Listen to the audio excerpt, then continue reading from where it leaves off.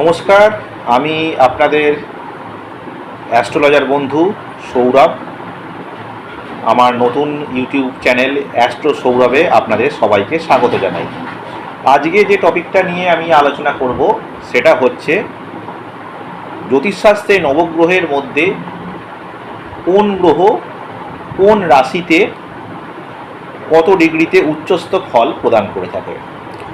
ভিডিওটি আপনাদের সবার আশীর্বাদ নিয়ে শুরু করছি।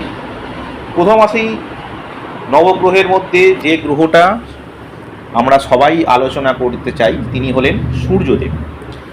সূর্যদেব উচ্চস্থ হন অশ্বিনী নক্ষত্রে 0 থেকে 10 ডিগ্রি পর্যন্ত মেষ রাশিতে। দ্বিতীয় গ্রহ হলো চন্দ্রদেব, উনি বৃষ রাশিতে উচ্চস্থ হন রোহিণী নক্ষত্রে 0 থেকে 3 ডিগ্রি পর্যন্ত। তৃতীয় গ্রহ হলো বুধ গ্রহ, তিনি হস্তা নক্ষত্রে কন্যা রাশিতে উচ্চস্থ হন 0 থেকে 15 ডিগ্রি। চতুর্থ গ্রহ হলো দেবগুরু বৃহস্পতি, তিনি উচ্চস্থ হন 0 থেকে 5 ডিগ্রি কর্কট রাশিতে পুষ্যা নক্ষত্র। এই পুষ্যা নক্ষত্রটি শনিদেবের নক্ষত্র, আগেই বলে রাখি। এবার হঠাৎ গ্রহরাজ শনিদেব, তিনি বিশাখা নক্ষত্রে তুলা রাশিতে উচ্চস্থ হন 0 থেকে 20 ডিগ্রিতে।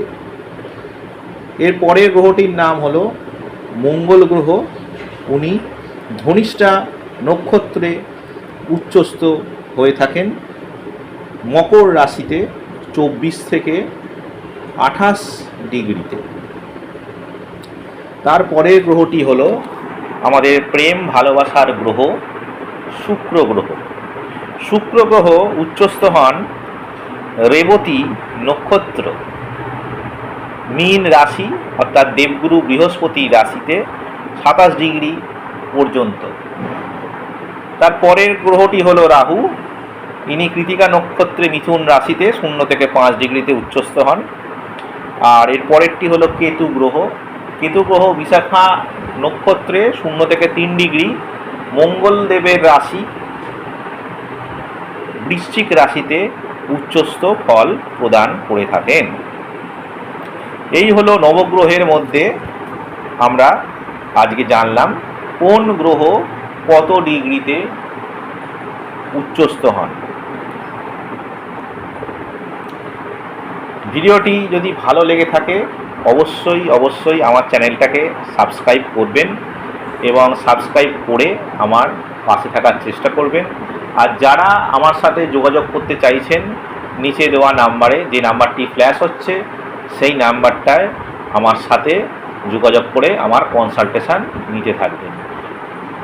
আশা করি আপনাদের ভিডিওটি ভালো লেগেছে এবং আপনারা আমার পাশে থাকবেন। সবাই ভালো থাকুন, সুস্থ থাকুন। আবার একটি নতুন ভিডিও নিয়ে আপনাদের সামনে আমি আপনাদের অ্যাস্ট্রো বন্ধু অ্যাস্ট্রো সৌরভ হাজির হব।